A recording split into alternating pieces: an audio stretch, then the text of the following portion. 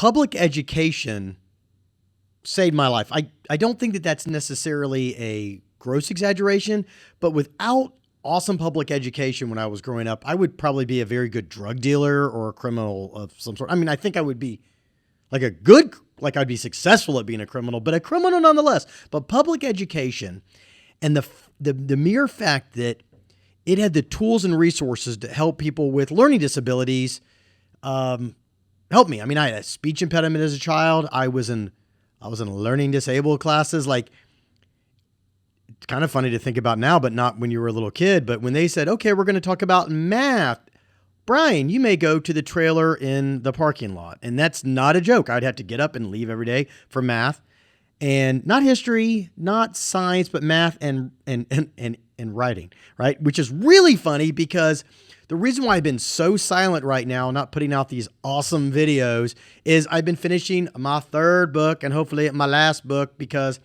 I'm exhausted. I am tired of dealing with the subject matter, mainly go with you footnotes and endnotes. They're driving me bonkers right now. But let me tell you what we're getting ready to cover, because I know what you see here on this slide. It says, is public education headed in the right direction or wrong direction? Well, this is the release pitch, and I'm going to read it. I'm going to read it because I don't want to mess it up. I'm a little tired. So I think the title right now is going to be A Fair Fight, Ensuring Public Schools' Right to Compete. And this is really a 2035, the year 2035 prediction of what our public education system could look like. And there's really two journeys here. One is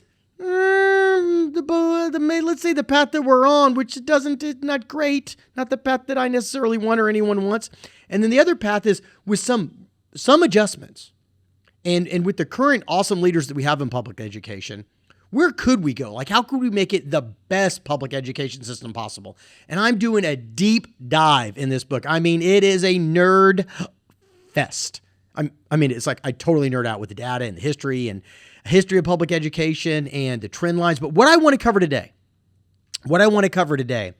is a little bit about a survey that we conducted and we stuffed in the book, because I have what the experts predict, good and bad, for public education. I have where the trend lines and the data and the historical perspective has. But then I also wanted to talk to the stakeholders. And what I mean by stakeholders are the school officials and the principals and the teachers, and yes, the parents and even the students, and what they think public education should look like and will look like in 2035. So first off, let's talk about this slide.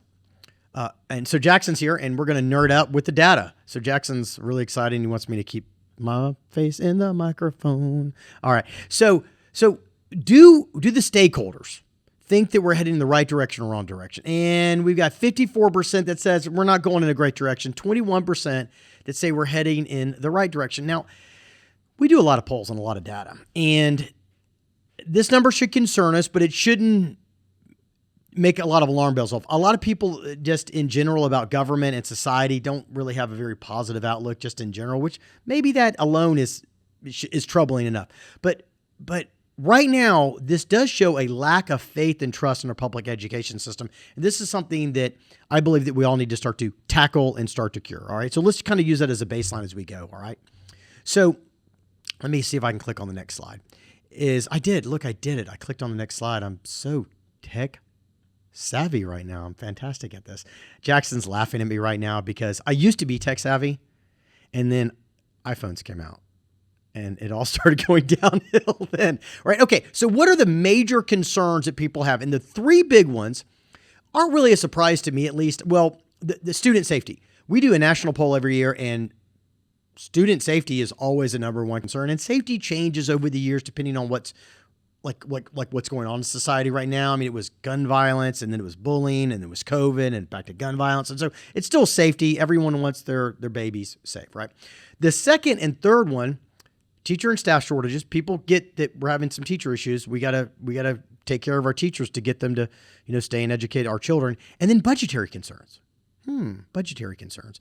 Most people over the years haven't really been concerned about the budgets of school systems, but when they start to think about safety and teachers, they realize that budgetary concern is a really important issue. And the one, though, that is the smallest one in all this is right here. It's this competition. right? And the issue with the competition, and what I mean by competition is I think you've probably heard of vouchers. You probably heard of this massive school choice venture, school choice movement that's been going on for about 10 years now, where you have charter schools and private schools, home schools, and a really nasty new thing called no school. I'll get into that later, but hang on that for a minute. No school as an option. My head wants to explode some days. I don't know, it drives me crazy, right? Okay, but competition and not allowing public schools to actively compete and recruit and retain students does limit the budget. So let's just kind of keep that in mind as we're going on this little journey as my next book gets published. And Jackson, are we looking at the next month it gets into the editor? So we're in late August right now, and this thing's going. It's going to print whether we like it or not. All right, so get ready, kids. All right, so the next thing that jumped out is we wanted to talk about the areas that the stakeholders thought were critical priority areas for schools in 2035, like in the future, right? And the questions we asked about critical thinking, career readiness, came from a lot of experts and what they thought we should focus on. And the standardized testing, which is also, as you can see, a fourth block on here, is something that public schools do, right? We started that with the Department of Education in the 70s and 80s, and we really have become really dominant on standardized testing. So we asked, what do you think will it be crucial for public schools to focus on? Critical thinking, 90%. Career readiness, 95%. Now, 95%, 90%, if you know anything about polls and data, is an amazingly large, gigantic number, because what I've learned doing way too many surveys and polls over the years is 10 to 12% of the people hate everything. They hate everything. I'm going to say it again. There's always like it used to be 10 to 11%. Now it's 10 to 12%, or 9 to 11. It's kind of moving up, where people are just grumpy. They don't like things. So you got to kind of dismiss about 10%. So if you get 85% of anything, that means pretty much every reasonable person believes in it, right? But 95%. So this means people want their children trained to problem solve and to be ready for careers. But what are we teaching them? Standardized testing. Okay, let's kind of keep that in mind as we plow forward here. I got to keep trying to move these slides over here. Okay. I'm working on it, Jackson. I'm working on it. So the next thing was I did want to ask one more question about this, is how important was the last one, but how really, really very important. So those are the real extreme people. And once again, career readiness, critical thinking, and standardized testing drops 19%. So people aren't really really focused, and you think that it's dope to focus on standardized testing, but problem solving, career readiness, which I get as an employer, we need problem solvers, not rote memorization. Now, public schools do standardized testing now. Why is that? Well, you gotta read the book, but here's a little pro tip. It wasn't teachers that wanted to do standardized testing. It was elected officials that live in some faraway land that wanted to standardize everything. So let's just kind of keep that in mind as you rock and roll here, okay? So next, I wanted to jump into this comparison of, you think it's needed, like 90% of the people think that critical thinking is needed, but how likely do you think in 2035 we'll actually do it? And you see this massive gap. You see a massive gap. 90% of the people think critical thinking is paramount, but they just don't believe that public schools are really going to focus on it. Standardized testing, though, look at the bottom. 52% think it's important, and 38% of the people say, yeah, we're probably going to keep focusing on it. So they don't think it's as important, but the most number of people think we will focus on it. Seems like we need to make an adjustment. Seems like we need to make a change, right? If the stakeholders, and even the experts, by the way, and I'm not going to get into that today on this video, but the experts, none of them are focused on standardized testing. They're focused on blended learning, AI, lots of holistic journeys, really like to dig into problem solving, critical thinking, not standardized testing, but people think we're going to stay focused on that. So we will kind of, and there's a little bit of a,